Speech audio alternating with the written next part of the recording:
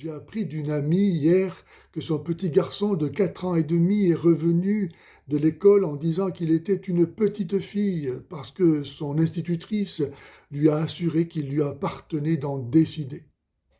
Les parents doivent retirer leurs enfants de ces écoles de la perversion, se rassembler et faire bloc avec les AFC notamment pour obtenir le retrait définitif de la maternelle au lycée de cette diabolique théorie du gender, mais aussi la mise en examen de tous les enseignants et jusqu'aux ministres d'hier et d'aujourd'hui impliqués dans cette abomination.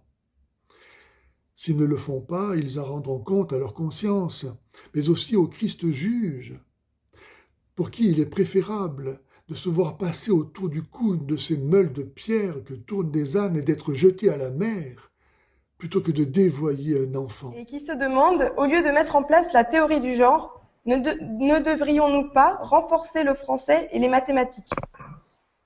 À l'école, j'imagine. Votre question, comment il s'appelle? Droite Monsieur. décomplexée. Votre question, monsieur, aurait un sens si nous nous apprêtions à introduire une théorie du genre à l'école ou même ailleurs. Mais la théorie du genre n'existe pas. Ça n'existe pas. En tout cas, je ne l'ai jamais rencontrée. Ça n'existe pas.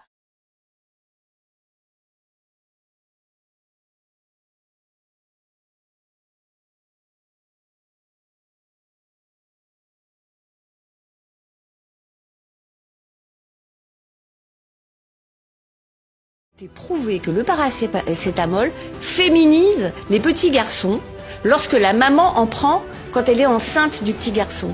Et les femmes françaises sont 70% à prendre du paracétamol quand elles sont enceintes, alors que par exemple les Danoises ont été mises au courant qu'elles ne doivent pas le faire, donc elles ne le font pas. C'est un véritable scandale, tout ce que vous nous révélez là, parce qu'au fond, on devrait être informé de ces situations-là. Pourquoi on ne l'est pas ? Il y a un manque d'information parce que pourquoi en France on n'informe pas les femmes enceintes alors qu'au Danemark ils le font, c'est très inquiétant parce que justement c'est au moment de la grossesse que tout se joue, parce que vous fabriquez dans le ventre de la mère des maladies qui se développeront à l'âge adulte. Donc c'est ce qu'on appelle les maladies d'origine fétale.